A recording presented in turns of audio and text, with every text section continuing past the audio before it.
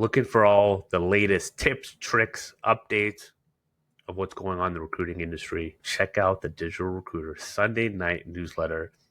I am not here to blow up your inbox. I don't have enough time to create an email every single day. I once a week send you impactful, a big thing that I've learned this week or realized from working with hundreds of recruiters, owning an agency myself. I'm in the trenches every day like you are, and I'm sharing everything that I'm seeing every Sunday, from content, from automation, from how to get better clients, how to find candidates quicker, how to grow your team, how to hire people, everything in between. The link is in the comments.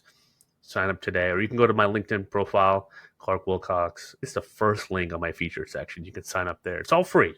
So you get all the tips, everything that you need, free in your inbox every Sunday night. Sign up today. All right, today I'm joined by Tim Gandee. He is founder, executive recruiter, packaging recruiter pros, which is great because I already know what the niche is just by saying the name, which is a great execution of the digital recruiter philosophy. Digital recruiter client, kind of cool, bought just the course, right? Just the course modules this year and early this year. And he's got a really cool story about how he kind of hit a little bit of a rut, found the digital recruiter, and is closing in. Is going to have probably 6-figure year, has 6 figures in the pipeline. And that's just in 6.5 months and armed for a big 2025. And he's got a really cool background, cool story. So I wanted him to share it with all the listeners. So Tim, thanks for being here, man. Hey, thanks for having me on. This is great. Yeah, so we're gonna get on the digital recruiter stuff and all that good stuff, but I kind of want to hear, just the background and how your career, how it led you to recruiting. What's the origin story? Yeah, absolutely. My family is deeply rooted in the recruiting world. My father, my uncle, my brother, stepsister, stepmom, aunts, you name it. There's somebody involved in recruiting. Yeah, And during my high school years, I saw my dad driving the Buick Riviera and buying my stepmom a T-Bird and all that fun stuff. And I thought, boy, that he doesn't seem to be sweating in the trenches, so to speak. But he's making some good money. What's this all about?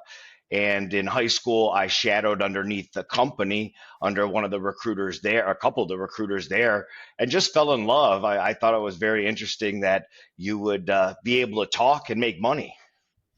I, that's how I felt the first week at Aerotech, and I made a couple of placements. I'm like, I'm gonna get a paycheck for this. Like, this is great, and then a little commission and all that stuff on top of it was even better. So I love that. I'm with you. I don't think I've ever heard this much family involvement with a recruiting business, like ever. I mean, I had no idea what I was getting into, but like you very much do. But you didn't. Your most of your career was spent actually at a background check company, not necessarily in recruiting company, correct? Right, right. So Yeah. the my father and my stepmom were working with Management Recruiters International. Yeah. He was overseeing 3 of their franchise offices, or maybe his corporate offices. But in any event, his wife started mentioning that some of their deals were falling apart because people were really misrepresenting themselves in their resume, their application, their interviews. And they said, "Boy, wouldn't it be neat to be able to confirm that these people are what they say they are, or don't Yeah. have any issues?" And so the background screening business was formed. They took it to MRI and ran it up the flagpole to see if it could be a good value add for their recruitment business. But long story short, corporate said no. They took it off on their own, and then at the same time started up a recruiting business in conjunction with the background screening company. That was back in '94, and we became an Inc. 500. This is before it was Inc. 5000, but Yeah. Inc. 500 fastest growing companies back in 2001, and then were successfully acquired through private equity back in 2018, which is led me to a very interesting life of relaxation and wandering about the world. But then it really occurred to me I needed to get back into the game, maybe create this again and start in the recruiting business. So here I am today, getting back into the game. I love it. And so you picked back up around 2021, right? Right, right. I Yeah. spent about 3 years playing reggae music up and down the East Coast, down into the Caribbean, and just had a good time. But yeah, it really didn't pay the bills anymore, Yeah. and so this is where I'm at today. Yeah, it's hard to vacation can only last so long, right? It's like Oh you yeah. gotta have to kind of be doing something. And so you get back into it. Did you pick the? I mean, you picked a niche right away. Did you? Is that what you'd spent most of your kind of your career in? It seems like kind of in that industry, running backgrounds, kind of in that industry. So it was like it was pretty familiar. Yeah, absolutely. I cut my teeth in that working as a project coordinator under my stepsister who worked the packaging industry that expanded into plastics. And then when we were acquired, there was a non-compete that was put in place. So, I waited that out, but definitely wanted to get back into the world of packaging just because it's a huge playground that, many recruiters can work in. Yeah, and how was it? What was the first year or two like that 2021, 2022? There was a lot, recruiting was pretty active then. Like, what was your experience? Oh yeah, I mean, I went back into my old ways of recruiting, spin of the dial calls. Yeah, We called them sod calls. Calling candidates directly, doing email marketing campaigns, things of that nature. And I was maybe working 3 or 4 hours during the course of the day, and build out six figures right out the gate. And from what I understand, that year was just everybody. It was just shooting fish in the barrel. yeah. Yeah, there was it was big, yeah, and especially in tech and I think just a lot of places there was kind of that that the money printer was very active, if Mhm. you will. So it sounded like you got a bunch of clients, a bunch of roles. You were doing a lot with email. I mean, for packaging, a lot of your candidates, like, were you getting most of them like on LinkedIn, or like was it email and call mostly in your industry, or what's kind of like the preferred route? At that point, I was so used to when I started in the business, it was grab the green Thomas registry, Yeah, write down the names of the companies. So I thought I'd just jump back into that with the Zoom info directory, which was exorbitantly expensive. They have all kinds of things to keep you under contract, even if you want to cancel. yeah, But it was a good source of being able to at least be able to outreach to candidates, outreach to prospective hiring authorities, because you would have somewhat accurate information. But it was all just, hey, I'm a recruiter. Here's an email. yeah. And then, I'd go outside and swim in the pool with the kids or something. So it worked really well until it didn't. It told it. So when, yeah, you got off to a good start. And when did it start to like feel like it kind of dried up a little bit? Yeah, so the first year in six figures, no problem, no sweat. Second year, I doubled that output, so we were just under 200 for the year. And then come November, it just went radio silent. Yeah, Later, I found out much that had to do with some changes that were dealt with the main email servers that are the backbone of almost every communication out there, Gmail and whatnot, and they changed what was considered spam and how you can get into trouble or just being outright shut your account right off. yeah. And that went into full effect into February. So I was in a literal tailspin.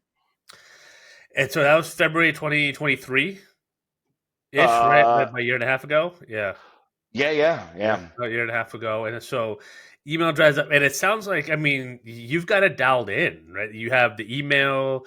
It's a kind of a lifestyle business, right? You're not trying to go to the 500K biller, $1 million biller. It's like, hey, this is working for you. Like, you have the roles that you need. You're spending time with family. Like, there's a nice balance. Is what Exactly. is what it seemed like, right? Which I think a lot of listeners here like are very interested in, like, make like working but not doing the 50-60 hour recruiting weeks, and kind of like how to make that balance. And you were leveraging email, but then it dried up, but you were definitely not alone. as you and I talked about earlier this year.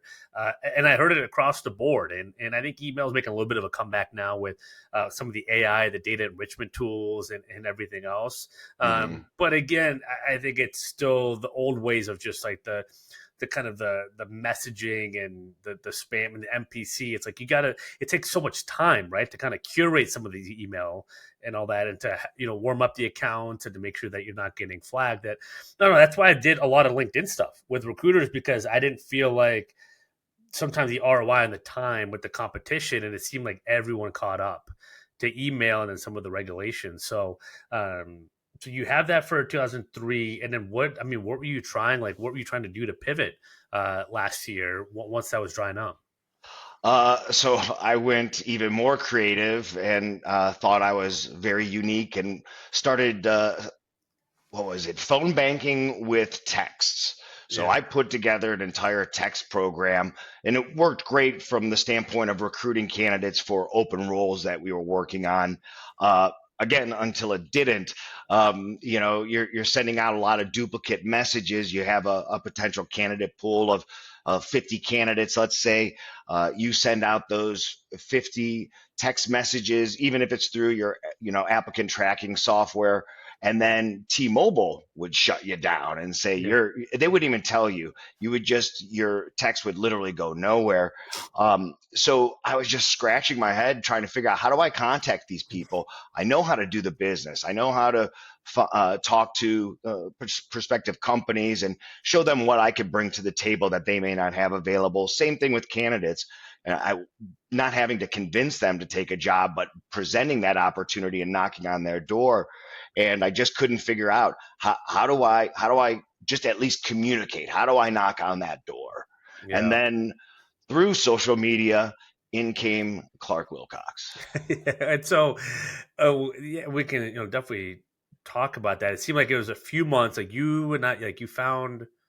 I think we started talking what, January, February. Right. I think was when you messaged me, and you got the sales course, and we just like chatted. We do like a 15-20 minute chat, and just to kind of get to know each other. I was just curious on kind of how you found me, and all that good stuff. And that had been like a few months, right, of a dry spell. Like it was, I think, yeah, Yeah. November, December, January, February, March. And so February, nothing. One or two search assignments that I was just desperately wandering through because there was nothing else on the table. yeah. Um, so as soon as I got your program, went through it intensely and took notes and followed through on it, implemented it in March, and the results, as far as the activity and the metrics that we used to pay attention to very closely back in the Backtrack Recruiter Solutions days, the activity started to build almost instantaneously. Well, and that's yeah. And you kept like updating me. I was like, "This is awesome to hear," because I remember when we first talked. Like, dude, I've got nothing, and like I hope this can just create some momentum again, and everything else. And it did. That you kind of kept updating me. Like I got activity, and like one update seemed to get better and better. So Mm. yeah, what? Like I think we mentioned this before we started recording. Like, what did it do? I think for your just mindset first, right? To just have you could go through it, you set up the automation, right? You see some of the sales stuff and kind of qualifying some of the roles, setting up the automation, the messaging. Like what when that started going and started running, like what did that do for you kind of like mentally? It was the aha moment. Uh, Being able to just talk to people. Back in the day when I started the business, calling out literally manually 200 times throughout the course of the day was just a regular affair. You're used to rejection right in your face, whether it's from a gatekeeper that won't let you through to the person that you want to talk to, or the person you talk to just tells you no. So I've always had some pretty thick skin as far as that's concerned. But when you started to see that your efforts weren't just going into the ethers, you were actually talking to someone. There were some opportunities available to have those conversations. It was just a breath of fresh air. yeah. And I mean that's what you mentioned. It's just like what it would have taken you, the time saved, right? For that top of funnel prospecting time. I mean, how many hours do you think you saved just by switching over in terms of just how you approach people and being able to automate some of that with like your targeted list to the packaging industry?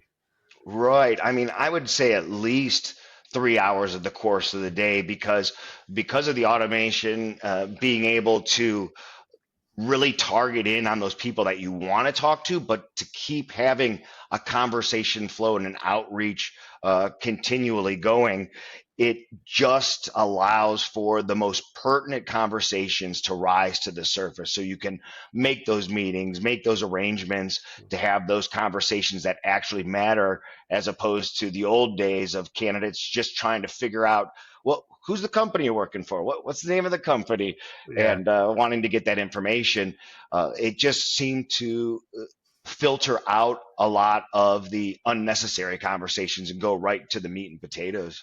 And so no, and I love that. I remember you got some like retained, and it seems like you got a bunch of momentum, but you became more focused on like quality of clients, and you got back to the numbers that you were used to doing, treating this as like again a lifestyle, putting in the work every day, but not trying to go above board, still being able to be present with family. Like talked about that process of like getting the retained stuff and the fees and like all that. Like what's how has that kind of transpired over the last few months? Well, I mean, back in the old days, the number we used to follow was you'd have to talk to 12 hiring authorities to receive one search assignment that might make sense to work on. Yep. So you were churning through a lot just to get to that. And then what would happen is you get a search assignment, and guess what would fall to the wayside? Of course, your business development and your marketing Yeah. aspects. So being able to uh, flex between or keep both campaigns going at the same time, both the recruiting aspect for the search assignments, but also keeping that constant business development marketing flow that really was hard to do as a 360 desk. When you're working a full desk by yourself, you have to allocate out your time accordingly. And with how Digital Recruiter put this together, you can keep this steady stream that's running all the time so that you can tend to those numbers, tend to talking to 12 different hiring authorities that do have a particular hiring need that they're working on in order to get that one good gem. But if you don't have those conversations and you don't get that number game that comes into play, you have a tendency to just work on anything that comes and falls, and not even falls into your lap, anything that you can crawl, scratch out of the cracks there. Yeah, So like please, Mr. or Mrs. Hiring Manager, give me anything, and then it ends up being the worst, and you never end up actually getting paid from those people because they don't respect you, and that's what I love about the system and hearing your stories. You had the niche, you were able to display that on your profile, build the right list, get the automation going. How were people and candidates, but also how were hiring managers and companies responding to you now differently than they were before? Because you mentioned you really didn't have a way to stand out and show that value prop, and now you did. So how did it change like that dynamic with the hiring managers? there were some interesting tactics that you were teaching as far as some of the business development aspects, with the connection outreach that you have to the hiring authorities. And what I've noticed is that you can directly track who's looking at you, what they're looking at, how they're looking at it, almost as a Yeah. matter of fact. So, as far as back in the old days, it was you had to somehow not only get them to take your call, but now go to their website. Go to my website right now in order to have some sort of validity in their mind that you are a recruiter, you have that niche focus. But with the program that's been put into place, that's already spelled out. My marquee, my sign, it's already put together. It's optimized. It's very clear what I do. Um, and those people that have those conversations with me as a result of just looking at my signage, if you will, are just better quality conversations. You can get right to the core of what's going on and why they're talking to you at all. Which I love because you went.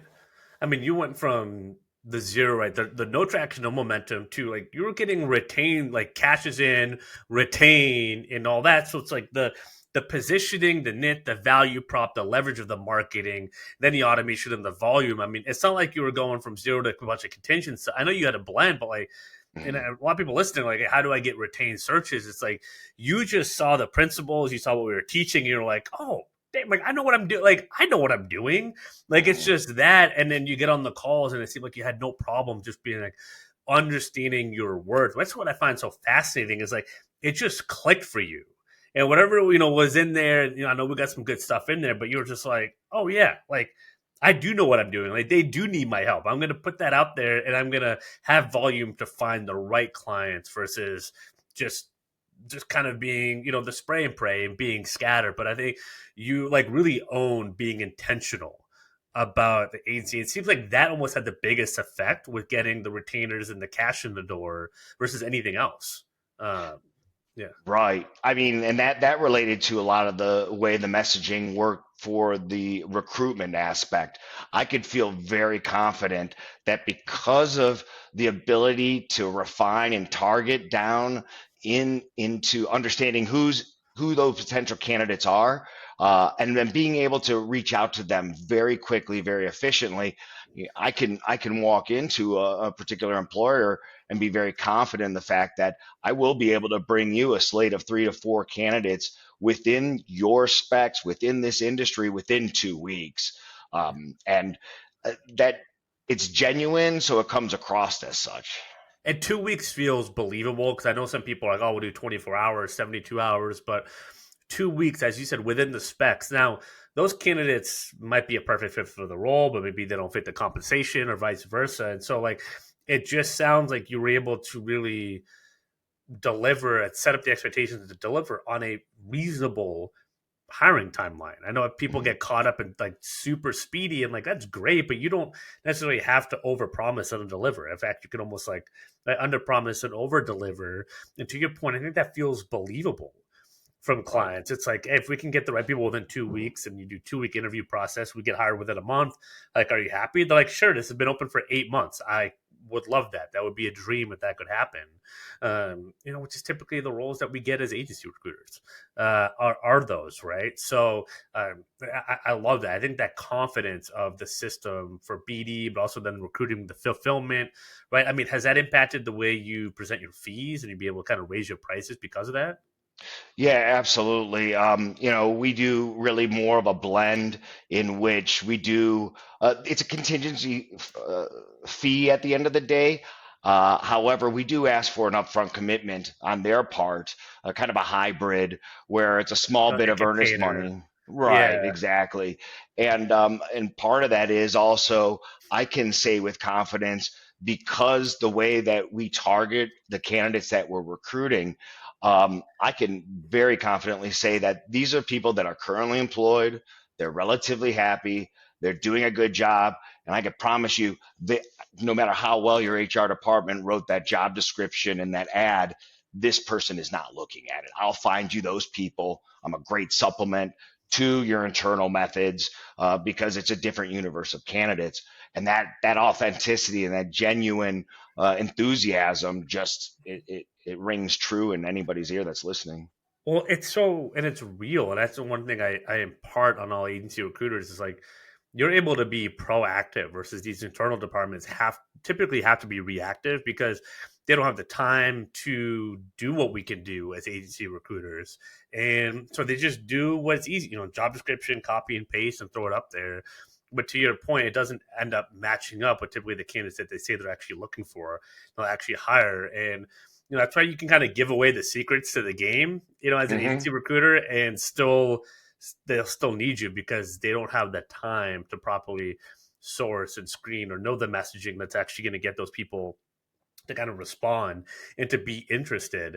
So I love that you're leveraging that in your approach and your sales calls and just being very direct about it. I found that to be the best approach for myself.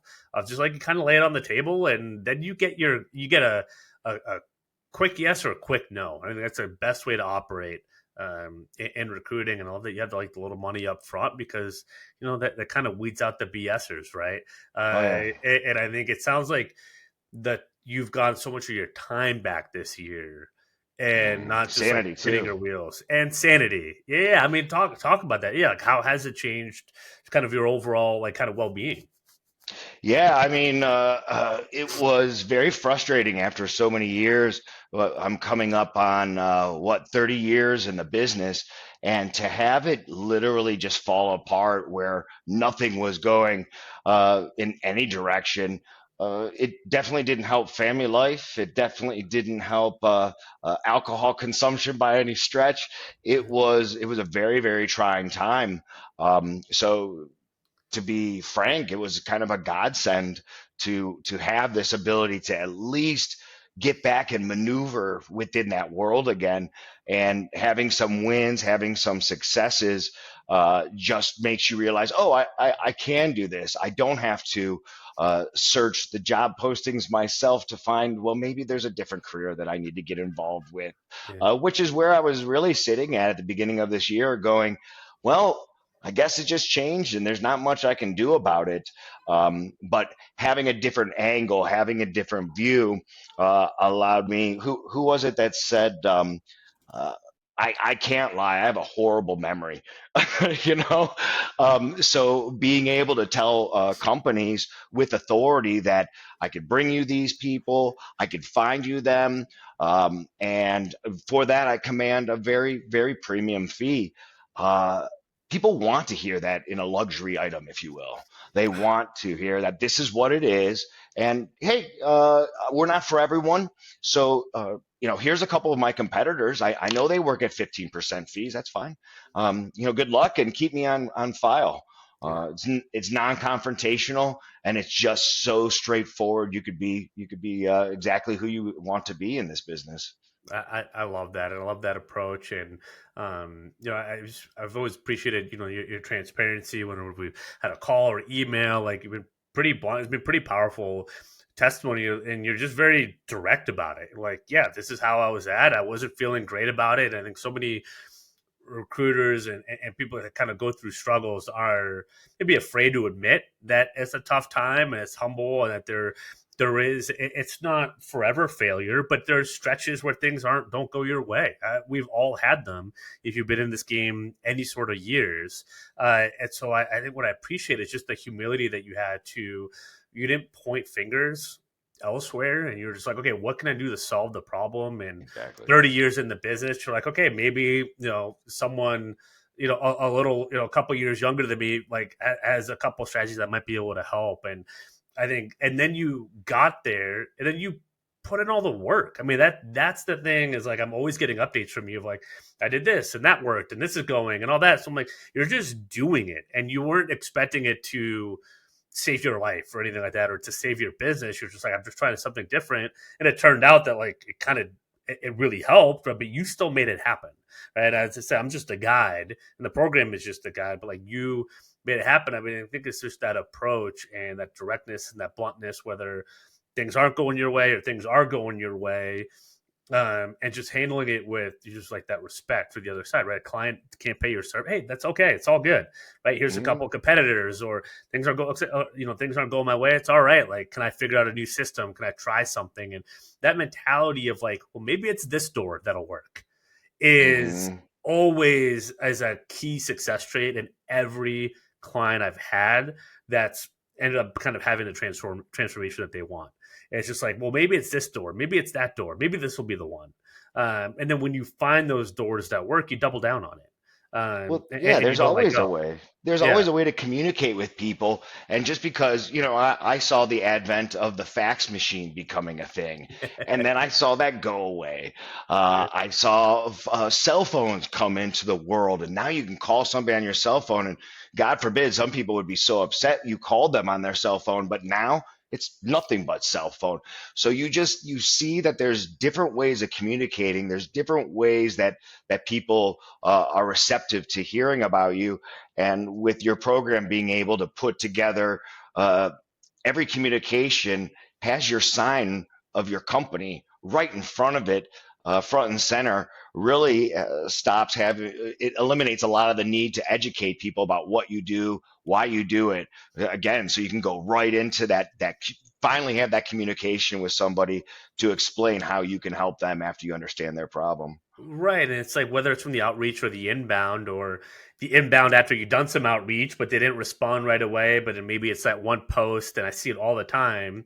That's like, oh, a target account just replied to me, and my last message went out 2 months ago. But I was like, they must have just seen some content, right? And it's just you catch Hmm. people on that timing, and I think having that niche and having that consistency, that's when you allow yourself to have those opportunities, right? But if you don't do that, if you're not in the arena, if you don't have the boat in the water, if you will, you have no idea if you can get those opportunities or not. And I think that's what's so cool and powerful. Your testimony, like I'm going to make this happen. I'm going to turn this ship around, and just to hear, I'm much better things are getting, and you got it back to that lifestyle, and you're gonna build six figures this year and have even more in the pipeline, and then you're really lining up for a really incredible 2025 and even more than that, right? I mean, it sounds like this faucet doesn't have to turn off ever. Like it's just building and building and building like every single day. What do you like? Yeah, what has it done kind of for the future and kind of your plans for the agency? Well, I'm running a test case right now with a friend who used to be an internal recruiter, and she wanted to start up a desk. She has a little bit of free time that she can allocate out to it. So instead of me hiring, I'm actually just training her to start up an IT recruitment desk. I'm curious to see how that will go, but the end goal will be to really build my force back up again. We had about 100 recruiters and background screeners within the company at one point. That yielded a great payout at the end of the day. So maybe I could build that up again. And the idea is to possibly do that down the line. But right now, just continue on uh, I realized how many people, even though I've been in the industry for so long, how many people I have not ever been in contact with.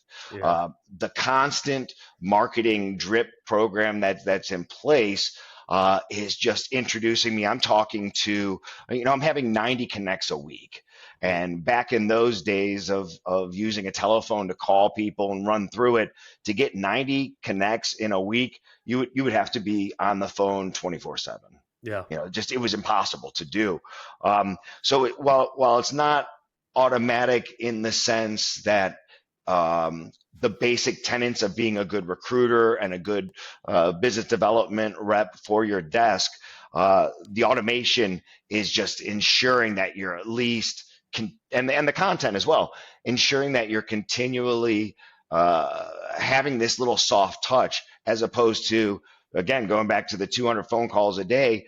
30 of those would be somebody I talked to 3 to 6 months ago, and me saying, "Hey, I'm still a recruiter. Do you need me now? Do you need me yeah. now?"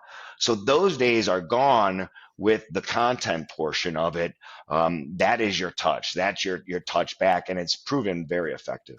And that's exactly what it is, philosophy. And it's a lot easier to just move on with rejection when it's from a Dripify campaign or automation or whatever than Amen. another cold call because of the time saved. And it's a huge piece of just, yeah, just get over it real quick. Like, all right, on to the next one, on to the next one, Mm-hmm. on to the next one. And at times I've even personally, I've gotten a little too laissez-faire about that. I've kind of gone overcorrected a little bit because sometimes it's with coaching. Like I'm very adamant. Like I want people that are ready to be coached. I don't really want to convince anyone Right. that they need coaching. Right? It's just like because typically those people aren't going to be great clients.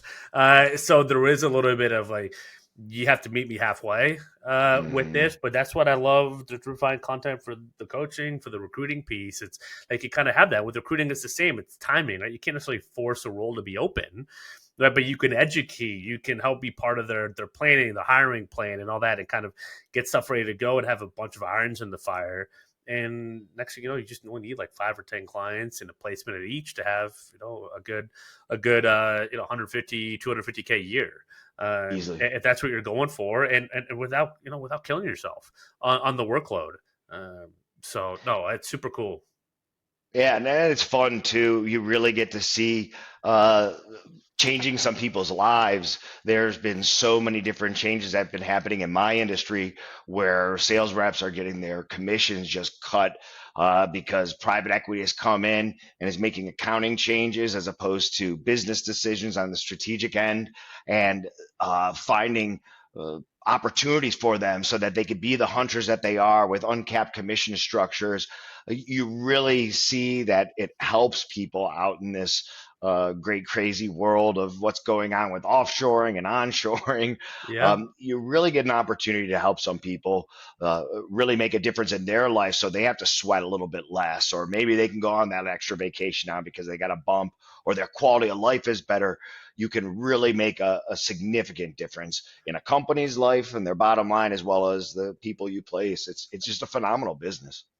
Absolutely. And I think that's one of the benefits of dialing in like that top of funnel and everything. You have more time for the calls and to make that impact and actually make the transformation for people without scrambling trying to get everything done. I think that's where mistakes are made, where you don't follow up with with candidates or clients or whatever else, and you maybe don't set expectations the right way because you're just kind of running around. And I think having this stuff systemized, like it sounds like you're able to really go back to that relationship piece and that rapport piece and do like the right matchmaking, which is really cool.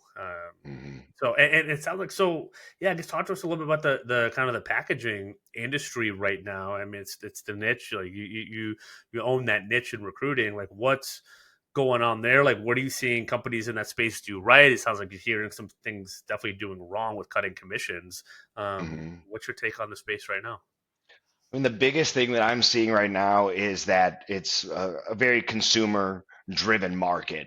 So a lot of the packaging for consumable goods, such as food or snacks or even retail goods, the demand is drying up. So the potential market space out there is shrinking just a little bit as far as the overall economy is concerned. And so companies are making a lot of strategic changes out there. Some companies are taking a look at how they've been primarily selling through distribution models, but now they realize that, hey, we can possibly have a better margin if we sell direct to our customers, and we're not, we can provide better customer service. Some companies are launching into new product lines to tap into applicable markets that they may not have touched before. Like I was working with a medical packaging company that wanted to get into the food industry, and it made sense because they had the clean room capabilities, they had the ISO manufacturing quality control systems in place, so it made a lot of sense. So you're seeing some of the smaller to medium sized companies that are more nimble making some strategic changes, whether it's capital expense or adding on new talent. And so that's where kind of the bread and butter that we've seen have been. And consequently, they're kind of eating the lunch of the bigger conglomerates that are out there that have been getting eaten up by private equity or acquisitions that are making some uh, accounting changes to their business in order to improve margins, which is affecting morale. So some of these mid-sized players are now able to gobble up talent that they wouldn't even been able to talk to just a couple of years ago. That's, I mean, really interesting and very insightful. Especially for any of the the managers in that industry hearing this and listening to this. I mean, that's huge. Like that's huge intel, which I love. Agency recruiters like yourself, like, I mean, you're always getting the good, the goods on that, and being able to piece stuff like that together, which is super beneficial for companies. Obviously, looking to partner with a recruiter, or just kind of build out their teams, because that's a strategic market advantage. I bet you not many people in that space know of, or they might hear it but not put together the side effects of what that actually looks like, as you said, with morale, and how do the behaviors and change of your employees, of those companies' employees. And I see it. I talked to one of my buddies last week that's works with big CPG brand that we all know. And I couldn't believe what he told me. He was with one of the bigger ones out of college for 8 years. I couldn't believe his ending salary didn't even hit six figures for like a high Uh-huh. level role at a big company. And it's just like, and then he was able to get a raise by making a jump and stuff like that. So it's great to for people to know, like, recruiters like you out there that are getting that data, and for companies to know that, like, there is a way to get this talent, and it doesn't have to cost you necessarily an arm and a leg, but just understanding what the field looks like in a sense, Hmm. like that can be huge, and to your point, can make your fee completely worth it, even at a premium fee. I mean, that's what they're paying for. So yeah, great insight. And it's just been beautiful to be able to have these conversations so you get that intel. You can prove your industry knowledge without having to sprack off about it. You can ask questions now because of that information. I can ask that of companies that I talk to for the first time that are considering utilizing our recruitment services. I can ask them a question as it relates to what I'm seeing out there to try to find out what's going on in their world, but also it demonstrates my knowledge of the industry and that niche. That's where a lot of our sales for being able to get some recruitment assignments is because of our niche focus. And when you can demonstrate it, you have instant validity. Well, and it's earned, right? You've been in it for a long time, and you stay up to date on things, and you study the market, and you own your niche, which is something I tell recruiters all the time. Like, pick one and own it, and Hmm. just go for it. There's no need to have 10, 15, 20 different ones. Like, they're just trying to be all things to everyone, and no one really trusts that, or really believes in it. So, um, own it and become a master in it. People want to pay specialists more than they pay generalists, and it's just kind of a fact. I think people can get, it's typically people overthinking and overanalyzing versus in avoiding trying to do things. So, I love that you had the niche that you weren't going to stray from it. And that's also, you hit a rut and you weren't like, what if can I try something else? Or like, no, I know this is the one for me. I just got to get better at owning this niche. And that was super powerful, because a lot of people would give up and make pivots, but then they're not really in anything. They're just grasping at straws. And it's typically the anyone that I feel like hasn't had the success that they wanted is they're chasing a niche. Hmm. Instead of just owning it. That's something I learned in the first year and a half of coaching. Was I could just like, nope, like, you got to come in, you got to pick something, and you got to go for it. You just got to own it. It doesn't have to be super specific to packaging, or but it has to just be something that you own and a value prop. So yeah, it's, and you can get results like the way you've gone. So, um, I guess I mean, we could kind of start winding it down. But who do you recommend? Like, if I'm a recruiter out there and I'm kind of hitting a rut, whether it's digital marketing or systems or level up, like, I guess who would you recommend? Look at this year's recruiter, whether it's a course or coaching, like, you know, who's it for? I mean, as far as any recruiter, obviously digital recruiter is who I would recommend, 100%. And it's whether it's new or whether it's somebody that's very, very experienced. It was amazing how much changed just in the 3 years that I took that little time off. How much everything changed so dramatically as far as keeping track of the search assignments, communication methods. Where are the people? How do you find those people? So with the training of how to actually use Sales Navigator to reverse engineer, as opposed to, I know so many recruiters, they're just searching for the candidate, do a quick search. They're not even reverse engineering in the form that you've suggested, and then being able to go through all that rigmarole that took a lot of the emails into spam. Now, because of LinkedIn, you have that pathway already, and sure, they don't always go to their LinkedIn account on a regular basis, but they sure get that email that goes to their personal email that notifies them if somebody's peeking at them. Yep. And it just makes so much sense on so many levels. And it's not the passive marketing of search engine optimization. It's not the passive marketing of Google ads. This is going to the people that are active, those target accounts that you want, those target candidates that you want to recruit. It just goes directly to the source in the most efficient way possible. I mean, that's well said. I think going to the source in the most efficient way possible, right? I always talk about fish where the fish are, and they're on LinkedIn. for the majority of people, almost all the hiring managers are on there.